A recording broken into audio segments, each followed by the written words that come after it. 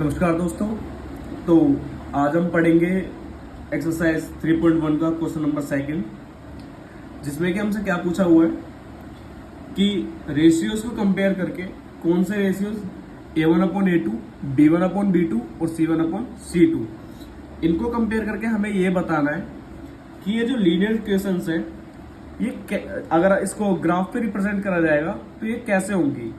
ये इंटरसेक्टिंग होंगी, मतलब कि एक दूसरे को काट रही होंगी, या पैरेलल्स होंगी, या फिर कोइंसिडेंट होंगी। कोइंसिडेंट को हिंदी में कहते हैं संपाती रेखाएं, पैरेलल को कहते हैं समांतर रेखाएं, और इंटरसेक्टिंग को कहते हैं प्रतिच्छेदी रेखाएं। ठीक है, इस पे भी देख लेते हैं एक बार हम। अगर जो ये रेशियोज है, अगर A1/A2 बराबर नहीं होगा B1/B2 के, तो ये कैसी लाइंस रिप्रेजेंट करेंगी? Intersecting lines. इंटरसेक्टिंग लाइंस कैसी होती है? जो कहीं ना कहीं पे किसी ना किसी पॉइंट पे एक दूसरे को काट रही होगी। ठीक है, अगर ये तीनों ही इक्वल है, अगर ये A1/A2, B1/B2, C1/C2 अगर ये बराबर है, तो कैसी लाइंस रिप्रेजेंट करेंगी ग्राफ पे? संपाती रेखाएं। जो एक ही लाइन के ऊपर से दूसरी लाइन होके गुजरे, वो संपाती रेखाएं होती है। और इनके सॉल्यूशंस कैसे होते हैं? इन दोनों के कंसिस्टेंट होते हैं, संगत होते हैं, मतलब कुछ ना कुछ इसकी वैल्यू एग्जिस्ट करेगी। ठीक है, लेकिन अगर A1/A2 बराबर है B1/B2 के, लेकिन ये बराबर नहीं है C1/C2 के, तो कैसी लाइंस रिप्रेजेंट करेंगे ग्राफ पे? समांतर रेखाएं। और समांतर रेखाएं कैसी होती है? जो कभी भी एक दूसरे को नहीं काटती। जो लाइंस एक दूसरे को कभी काटेंगी ही नहीं, तो क्या उसका कोई पर्टिकुलर सॉल्यूशन मिल सकता है? नहीं। जिस वजह से ये कैसी होती है? इनकंसिस्टेंट होती है, जिसे हिंदी में क्या कहते हैं? असंगत कहते हैं। क्या कहते हैं? असंगत। तो अब देख लेते हैं हम इन्हें एक बार, और एक बार ये भी देख लेते हैं कि ये A1/A2, B1/B2 और ये C1/C2 है क्या। जो ये A1/A2 है, ये क्या है? ये x के कोफिशिएंट है। x के कोफिशिएंट, कोफिशिएंट को हिंदी में कहते हैं गुणांक। ठीक है, इसके गुणा वाला अंक। उसी तरीके से जो ये B1/B2 है, ये y के कोफिशिएंट है, और जो C1/C2 है, जो ये कांस्टेंट टर्म्स है इसमें। ठीक है, जो अचर पद है इसमें। तो A1/A2 क्या है हमारे पास? 5/7। B1/B2 क्या है हमारे पास? -4/6। और अगर इसको हम सिंपलेस्ट फॉर्म में लिखें तो -2/3। और C1/C2 क्या है हमारे पास? 8/9। ठीक है, तो हमें कंपेयर करके देखना पड़ेगा एक बार। पहले हम दो को कर लेते हैं। क्या दोनों बराबर दिख रहे हैं हमें? नहीं। अगर फिर भी चेक करना चाहो तो कैसे करेंगे? 5/7 -2/3 क्रॉस मल्टीप्लाई कर दो, ये 15 हो गया और ये माइनस का 14 हो गया। ये इक्वल नहीं है, तो इसका मतलब ये कैसा सॉल्यूशन आएगा?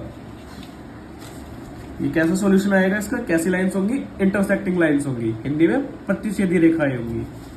तो हमसे यही पूछा हुआ है कि ये कैसी लाइंस रिप्रेजेंट करेंगी। तो हम यहाँ पे लिख देंगे simple, intersecting at a point. एक निश्चित बिंदु पर प्रतिच्छेद करेगी, एक दूसरे को काटेगी। ठीक है, उसी तरीके से हम इसका सेकंड क्वेश्चन देखेंगे। तो सेकंड क्वेश्चन क्या है इसका? A1/A2 कितना है हमारे पास? 9/18। अगर इसको हम सिंपलेस्ट फॉर्म में लिखें तो 1/2। B1/B2 क्या है? 3/6, सिंपलेस्ट फॉर्म में 1/2। C1/C2 क्या है? 12/24, सिंपलेस्ट फॉर्म में 1/2। देखो तीनों ही रेशियोज बराबर है, इसका मतलब A1/A2 बराबर है B1/B2 के, और ये भी बराबर है C1/C2 के। तो अगर तीनों ही बराबर हो जाते हैं तो वो कैसी लाइंस होती है? कोइंसिडेंट लाइंस होती है, संपाती रेखाएं होती है। तो उसका सॉल्यूशन कैसा आ जाएगा? कोइंसिडेंस लाइंस, हिंदी में संपाती रेखाएं। ठीक है, हमारे पास सेकंड क्वेश्चन का लास्ट क्वेश्चन क्या है? 6x minus 3y plus 10। Second equation क्या है? 2x minus y plus 9 is equal to 0। इसमें भी हमें सेम रेशियोज को कंपैरिजन करना है। b1 अपॉन b2 क्या है? माइनस का 3 माइनस का 1 कैंसिल आउट हो गया। c1 अपॉन c2 क्या है?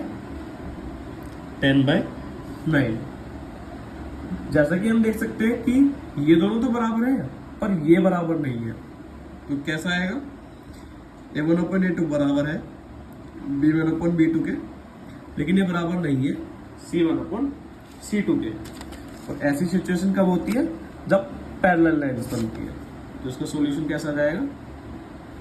पैरेलल लाइंस, समांतर रेखा है। ठीक है, तो चलते हैं हम अपने नेक्स्ट क्वेश्चन पे, क्वेश्चन नंबर 3। क्वेश्चन नंबर 3 में भी हमें सेम चीज करनी है, रेशियोज का कंपैरिजन करना है। बस उसमें हमें लाइंस बतानी थी कि वो कैसे ड्रॉ होंगी उस पे, ग्राफ पे, और यहाँ पे हमें बताना है कि इसका सॉल्यूशन जो है वो कंसिस्टेंट आएगा या इनकंसिस्टेंट आएगा। ठीक है, हिंदी में संगत आएगा या असंगत आएगा। ठीक है, तो a1 अपॉन a2 क्या है हमारे पास? 3/2। b1 अपॉन b2 क्या है? 2/3 माइनस का, और c1 अपॉन c2 क्या है? 5/7। देखो उसमें राइट हैंड साइड पे इक्वल टू 0 था, लेकिन यहाँ पे राइट हैंड साइड पे इक्वल टू 0 नहीं है। लेकिन अगर हम इसको इधर ले जाए और इसको भी इधर ले जाए तो हमारे रेशियो पे कोई फर्क नहीं पड़ेगा। ठीक है, तो क्या ये दोनों बराबर है? नहीं। अगर a1 अपॉन a2 बराबर ही नहीं है b1 अपॉन b2 के, तो ये कैसा सॉल्यूशन देगा? कंसिस्टेंट। कैसा सॉल्यूशन देगा? कंसिस्टेंट। जब a1 अपॉन a2 इक्वल नहीं होता है b1 अपॉन b2 को, तो कैसा सॉल्यूशन देता है? कंसिस्टेंट। हिंदी में संगत। ठीक है, उसी तरीके से हमारा सेकंड क्वेश्चन है, जिसमें कि a1 अपॉन a2 क्या है? 2/4, सिंपलेस्ट फॉर्म में 1/2। b1 अपॉन b2 माइनस का 3 अपॉन माइनस का 6। अगर इसको सिंपलेस्ट फॉर्म में लिखे तो 1/2, माइनस से माइनस कैंसिल हो जाएगा। तो c1 अपॉन c2 क्या आएगा? 8/9। ये दोनों तो इक्वल हैं, मतलब a1 अपॉन a2 तो बराबर है b1 अपॉन b2 के, लेकिन ये बराबर नहीं है c1 अपॉन c2 के। तो ये कैसा होता है? जब a1 अपॉन a2 बराबर होता है b1 अपॉन b2 के, लेकिन बराबर नहीं होता है c1 अपॉन c2 के, तो कैसा सॉल्यूशन होता है इसका? इनकंसिस्टेंट। इनकंसिस्टेंट, असंगत। ठीक है, तो हम चलते हैं इसी के थर्ड क्वेश्चन पे। तो हमारा नेक्स्ट क्वेश्चन है ये, तो इसमें भी हमें सेम चीज करनी है। फ्रैक्शन में देख के घबराना नहीं है, बिल्कुल इजी है ये भी। a1 अपॉन a2 कितना है? a1 कितना है? x का कोफिशिएंट मतलब 3/2 डिवाइडेड बाय a2 कितना है? 9 डिवाइडेड बाय 9। सोल्व आउट कैसे करेंगे? अपॉन में 1 लगा लो, इसकी मल्टीप्लाई इसमें और इसकी मल्टीप्लाई इसमें। ठीक है, और अगर इससे भी सिंपल देखना है तो मतलब 3/2 को हम डिवाइड कर रहे हैं किससे? 9 से। डिवाइड कर रहे हैं हम 9 से, डिवाइड की जगह पे क्या आ गया? मल्टीप्लाई। 1/9 कैंसिल करा 3, ये कितना आ गया? 1/6। ठीक है, अब ऐसे ही हम b1 अपॉन b2 निकालेंगे। b1 अपॉन b2 कितना आएगा? 5/3 डिवाइडेड बाय माइनस का 10 अपॉन में 1 लगा लिया हमने, इसकी मल्टीप्लाई इसमें और इसकी मल्टीप्लाई इसमें।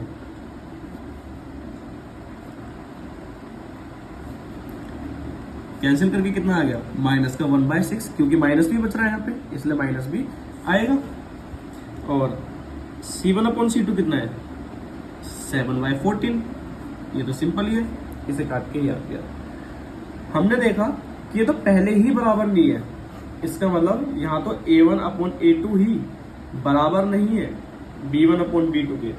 जब A1/A2 बराबर नहीं होता है B1/B2 के, तो ये कैसा सॉल्यूशन होता है, कंसिस्टेंट होता है। कैसा होता है, कंसिस्टेंट, हिंदी में संगत। ठीक है, ऐसे ही हमारा फोर्थ क्वेश्चन है।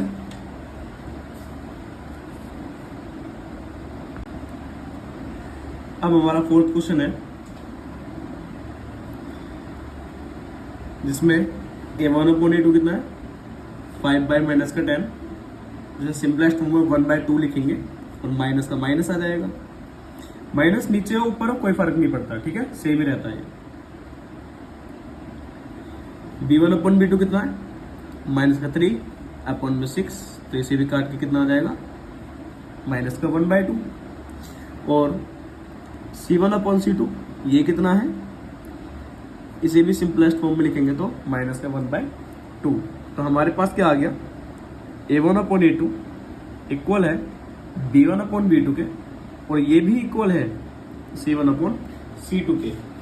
और अगर ये तीनों ही इक्वल हो जाते हैं तो कैसा सॉल्यूशन आता है हमारा, कंसिस्टेंट आता है, कंसिस्टेंट, जिसे हिंदी में संगत कहते हैं। ठीक है, उसी तरीके से बस हमारा अब ये लास्ट क्वेश्चन बच जाता है, फिफ्थ क्वेश्चन, और ये है हमारा आज का लास्ट क्वेश्चन, जिसमें क्या है, A1/A2 क्या है हमारे पास, 4/3 डिवाइडेड बाय 2/1। ठीक है, तो इसमें भी सेम चीज करनी है जैसे हमने पहले करी थी ऊपर, 4 की मल्टीप्लाई 1 में और 3 की मल्टीप्लाई 2 में, कैंसिल करके ऐसे कितना आ गया, 2/3। उसी तरीके से हमारे पास B1/B2 कितना आ जाएगा, इनके कोफिशिएंट 2/3, और लास्ट बचा हमारे पास C1/C2 8/12, 4 2 8, 4 3 12। ये तीनों ही इक्वल आ रहे हैं, मतलब A1/A2 इक्वल है B1/B2 के, और ये भी इक्वल है C1/C2 के। और जब ये तीनों ही इक्वल होते हैं तो हमारे पास कैसा सॉल्यूशन आता है, कंसिस्टेंट, जिसे हिंदी में संगत कहते हैं। ठीक है, तो ये थी आज की हमारी क्लास। अगर आपको क्लास पसंद आई है तो लाइक करें। Thank you.